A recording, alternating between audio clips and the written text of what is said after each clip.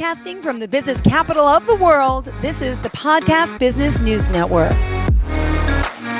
Welcome back to the show. We are so excited to have our good friend Susan joining us today, and really ecstatic what she's bringing to the table. We're going to talk a little bit more, about art, about so much more. But first and foremost, welcome to the show. How are you doing today? Very good. Yeah, good. And where are you based out of? Colorado Springs, Colorado. Wow. What's the weather like there, I must ask? It's cold. Oh, and my we've had snow flurries, but it's February. Oh, my goodness. Well, yeah, we're in New York, a little chilly here, but nothing like you. And I heard it's beautiful where you live. Well, we're going to talk today about some of the therapies you offer, the education, and so much more. So Susan Blue is your full name, right? And she's offering craniosacral therapy. So craniosacral therapy, somatic trauma resolution. We're going to talk a lot about the work she's doing, how she can help anyone out there today listening. But also, I think it's important on our first show like this to get to know each other, and I think our listeners can benefit from finding out more of, your background. So I got to read a little bit about you. Would you mind sharing, your journey and your background with our listeners today? Well, I'm very much a hands-on person. I was a potter before I became a massage therapist. Oh, wow. And so that's been a 44-year journey, and 23 of it has been in the cranial world. Because one of the things that I noticed was your condition of your nervous system determined how well you came through your accidents, how you were able to recover, and how you could either recover fully or not. And I just thought that was so interesting that I met a biodynamic trained craniosacral therapist, and she had a different take on how she applied those skills.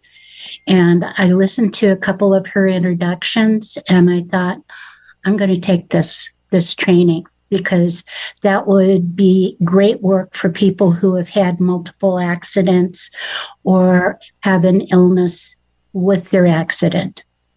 And so I took the training, and here I am, 23 years later. Amazing. Well, I also just want to bring up, going back, I was reading about your whole family's kind of independent thinkers, right? The women in your family, you mentioned your father, your parents, you said were children of the Depression, and they both actually graduated high school and went to college, which is very unusual. Right. So I commend them on their work ethic, and clearly it passed down along to you, right? And, I was reading about your first art teacher, everything that you do. Yeah. Did you want to, talk a little bit about that journey with your mother and with your grandmother? Just like getting to know you on a personal level as well. Okay. Well, my grandmother, I love her name, Ruby Eliza. And her last name was Warren. And then she got married and she became Ruby Newby. And I can remember picking up the phone and answering it for her, and then giggling because her friend Rosie Posey was calling for Ruby Newby. And I think I was about 4 years old. And at that time, my grandmother had an art gallery in Tucson, Arizona. And she had to do further education to continue teaching art. And she was in her 50s, and she thought, no, I'm not going to go back to school now. So she opened up an art gallery. She really helped promote Arizonan artists, but she'd been active. I would say my grandmother was an activist, and she was part of the group of women that got us our vote, our right to vote.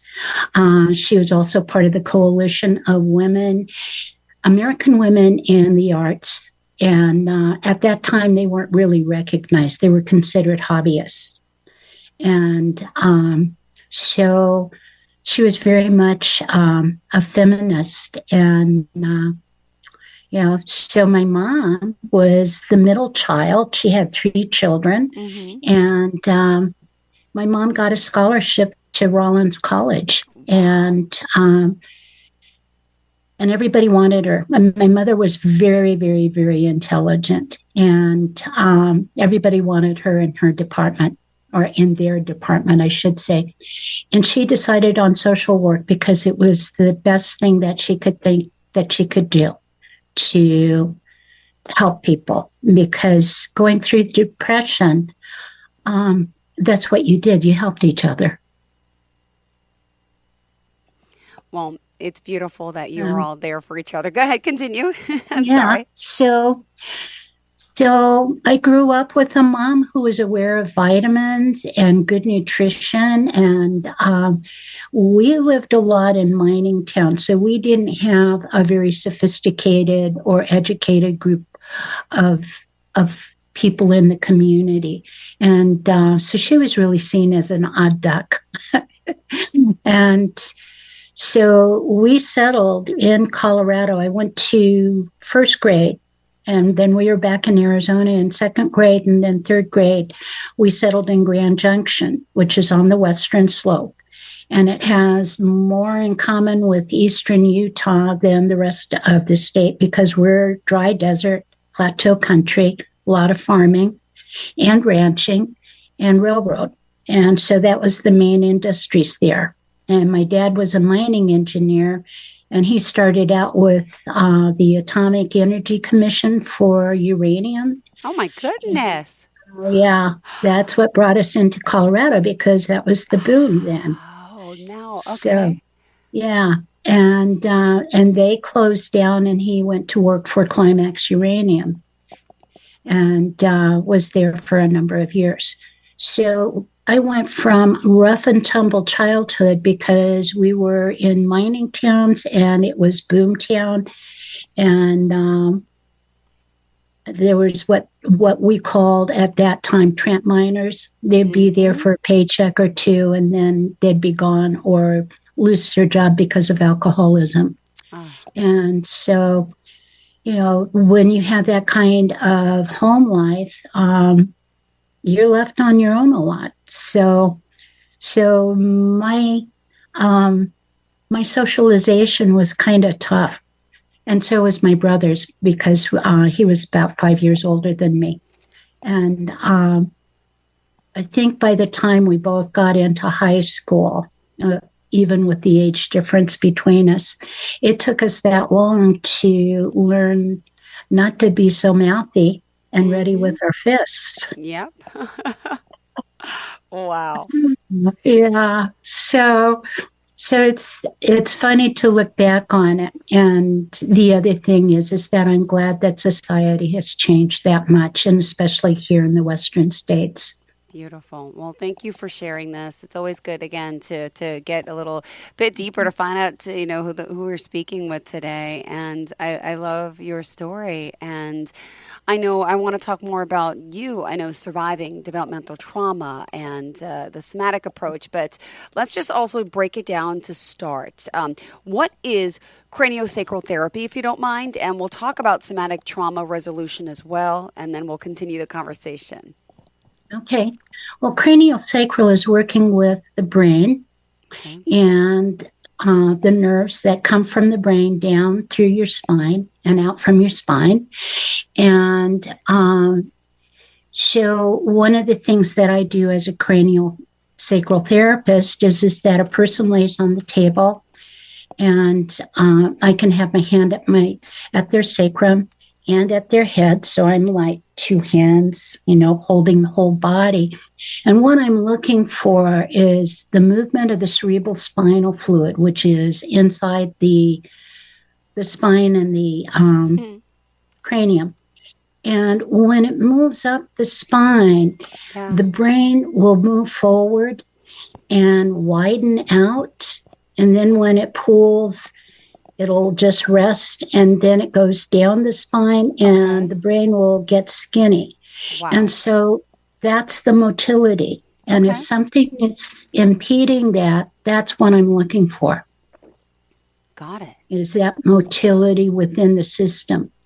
So that's I'm a person that has kind of an extrasensory perception. And so that's how we look for it. Beautiful. And I was reading, there's soon to be available. You have a little series coming up. I want to talk about that too.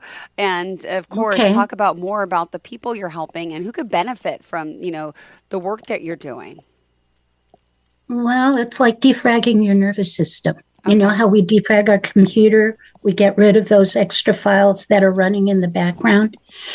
Our nervous system can get overloaded, and that's part of how we feel really stressed out, or we feel like we're having a problem managing our stress. So craniosacral is a great way to unload those excess files running in the background in your nervous system. And so it helps you sleep better, digest better, all the body functions are better. And the class that I'm offering that'll be online soon is called Somatic Processing, and the title of it is Unraveling the Threads of Your Experiences. And so the somatic means you're doing body work. You're sensing your body instead of thinking about the past. It's like you feel how your body is organized around, like thinking of your favorite uncle. Got it. And what happens is that you have body felt sensations. And instead of talking about what you think, you follow the body felt sensations, because that represents how the nervous system is organized in your body in current time. And that can be events from long ago. It's useful for trauma resolution. Mm-hmm. This work is just designed to give people some skills for everyday living. And Interesting. so, yeah, and for a person who has trauma, it will make them a better client and more available to sit with the uncomfortableness of what's happened to them. And would you mind sharing, the word trauma? What does that entail? What are some of the things that, people have trauma, don't even know? Could you share some of that maybe some of us listening could identify with? Yeah. Okay. Well, trauma, yeah. I mean, trauma, the thing that makes trauma what it is, it happens too fast. Um, it's the process of all the pieces of it happened too soon, Yeah. and you have to go on instinct to deal with it. And so you don't have like a cognition within yourself. And so you know you got through it, Mm-hmm. but the impact of it is much like overwhelm. We're kind of like, oh, I'm out there and help me, that kind of thing. Or how am I going to get through this? And so that too much, too soon, too fast is part of the trauma. Mm-hmm. And what happens with trauma is that we feel like we get disconnected from ourselves. Absolutely. Absolutely. Yeah. And with that disconnection, oftentimes there's shock. And shock is something that has to be dealt with very specifically, because too much shock can kill us. Yeah. And so nature has designed us to go out into our field. And that's where we get that frozen Yeah. or I'm beside myself sense. And that can come with trauma, and it Okay. usually is part of it. And so you don't feel connected to yourself, and it's getting that connection back. And it's Absolutely. getting the adrenaline, cortisol, stress hormones to come out in little pieces instead of big pieces, so you don't get re-traumatized. Mm-hmm. And that takes some skill. It takes skill in touch. It takes skill in terms of how we talk to people, our contact, and how we give them a sense of containment. Wow. Beautiful. Well, thank you for sharing this. And sometimes people also have trauma that isn't like unknown, right? Childhood trauma. Not Yeah, everybody right, realizes there's something's bothering them or there's something even there.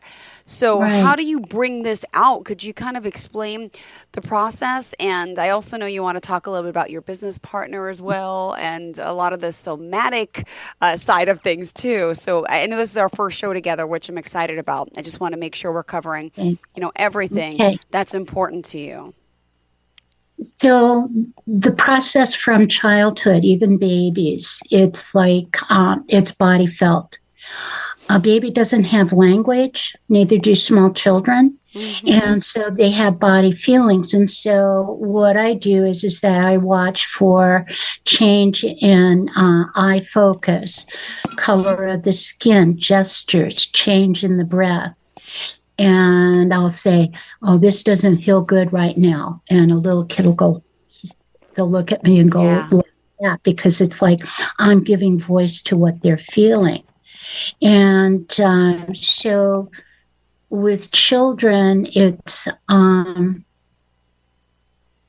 depending on the child, it's like they're either on the table and they're engrossed in the work or they're bouncing around all over the room. Yeah. And I'm basically tracking them and then making a friendly kind of contact to touch parts of their body just to give their nervous system that feedback loop so it can do better self-correction. Yeah.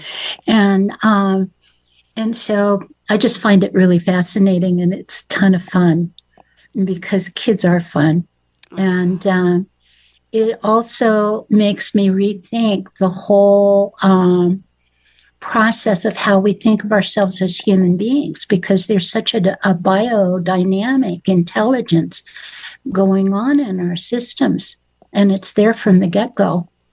But it's like we're aware of it, but it's like we're not I don't think we're as connected as we have been. Yeah.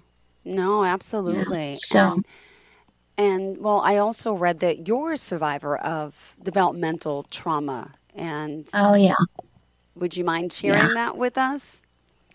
Well, my mother was mentally ill. If she was diagnosed today, she would probably be called bipolar with schizoid affect. Um, for the time that she was hospitalized and treated, she was termed schizophrenic. And so she would just lose it. I mean, she was just she was a scary mom. And with us being in mining communities and my dad being an engineer and being out of the family, we didn't have another adult to help calm or see her through her episodes. So my brother and I tag teamed with our younger sister. And I think in a lot of ways, when my mother wasn't in her mental illness issues, she was a pretty good mother. And she really taught us a lot of skills. But I think it affected us too, because it's like we didn't grow up with a great sense of safety, at home. And then our early environment with the mining towns, there wasn't much safety. And our adaptation was being tough kids, which kind of made us like snotty brats. All right. I get it. I get it. Yeah, yeah. So kids act out what's happening in their lives, and it's a real flag for all of us to understand that they're not getting supported for who they are, and they don't have those skills. And there's a movement in psychology and medicine to recognize developmental trauma as a basis for not only mental health but also for physical health.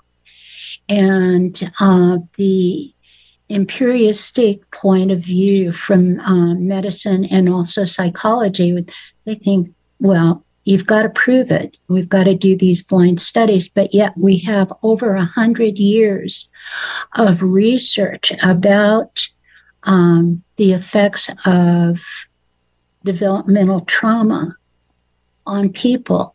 And there's things that you can denote that they have in common. And so the psychologists and the doctors that are going, we need to pay attention to this information instead of doing more studies. And we need to start looking at these things that are similar and bring them into where can we create treatment that helps a person heal. Beautifully said. Well, I love that you're helping so many people, and clearly, it's been very successful. And you mentioned that you work, you spent over 35 years, I should say, right, in your own therapy to address your own issues, right? But you didn't heal them. So then you said you upgraded to your neurosis, so to speak, right? So then did you want to talk? Oh, go ahead. Yeah. Well, yeah, I mean, I learned things in therapy, but, and I think I learned some things about how to manage myself, but I couldn't get to what it was. Yeah. And, it was just really frustrating. And, so I'm really glad to see how that's changed. I was involved with a group of people for 5 years, Barry and Janae Weinhold. Barry has passed on. Janae has retired, but they've also published a lot of books in psychology. And they put together trauma-informed care that defines the difference between event trauma and developmental trauma. And they listed all the research that's available for at what ages does the trauma affect you and how that can affect you in your adult life, which I think is really groundbreaking work. And so that work has been carried on, and there is a trauma-informed care that gives you the full scope of that training online. And that was, I think, the third or the fourth time I retook the class. I had holes after I got out, and I'm going, I was too busy processing my own stuff. So go back to the class again so I can really learn to be more effective in the way that I work with people. And it works real well with the cranial work because there can be things from embryology at that developmental stage that will set the nervous system on kind of go. Yeah. And it just will never calm down. And with that, I got the tools that would change how I did cranial to address that. And it's just amazing to see the body heal itself.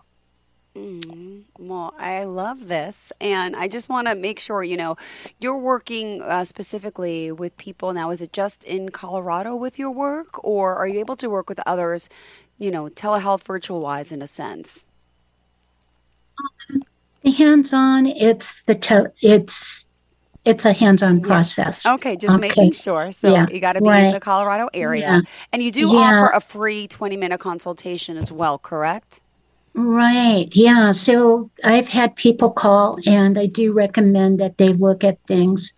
I'm a big fan of Oriental medicine, acupuncture. I mean, there's a broad scope of things that will bring us back to ourselves. Yeah. And because I have that intuition, I can feel people and get a sense of like what's going on for them and what they need to address first. And so that's helpful, because they don't know how to sort it out. No. They don't have the background. Well, I mean, the work you're doing, if you are just tuning in, we're talking about somatic processing, trauma resolution, biodynamic craniosacral therapy, and all that she does with somatic blueprints to help. And it's beautiful, beautiful, beautiful. It's a holistic form. And you are a registered craniosacral therapist, correct? Could you just share a little bit about your credentials? I'm biodynamically trained, so the RCST, which means I'm registered, is what the biodynamically trained people hold. And we are, our foundational training is 2 years, 700 hours. And so you really are embodied in the process of doing the work. We're working with the inner intelligence of the body and following it rather than imposing something else on the body for it to have to deal with.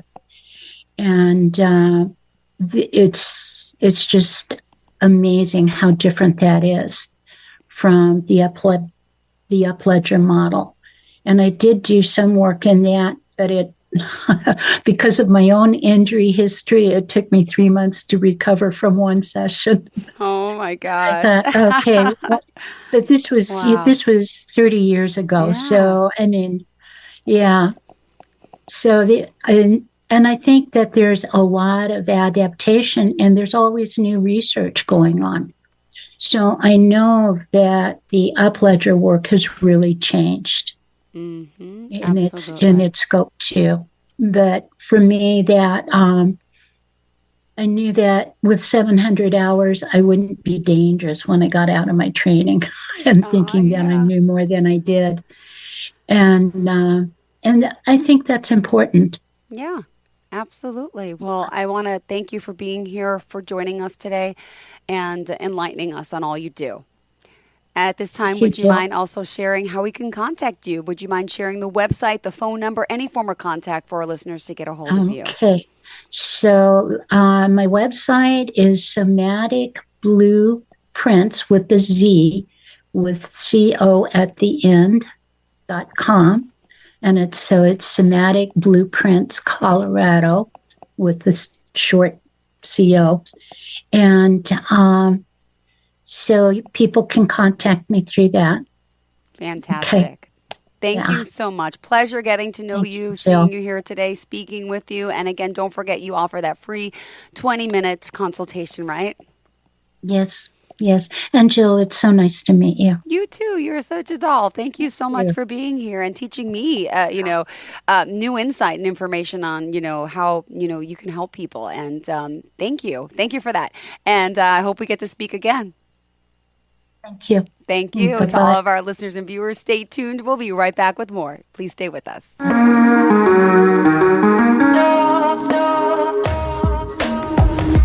Broadcasting from the business capital of the world, this is the Podcast Business News Network. For nearly 2,000 severely injured veterans, everyday life has become filled with barriers. Day-to-day simple tasks can become pretty daunting. I have to carry my chair up 2 flights of steps or have somebody do it for me. What scares me the most is just the falling. When I'm struggling with my house, I think, to have that one great barrier just knocked down, it's crucial. Home for Our Troops is a wonderful nonprofit that builds a mortgage-free, fully adaptive, handicap-accessible house. And there's no catch. It'll be our very first home that we've ever owned. This is a game changer. This is where your life begins again. We need you to join us in completing this important mission. Please visit hfotusa.org and help build homes and rebuild lives. Because of you, everything's going to be okay.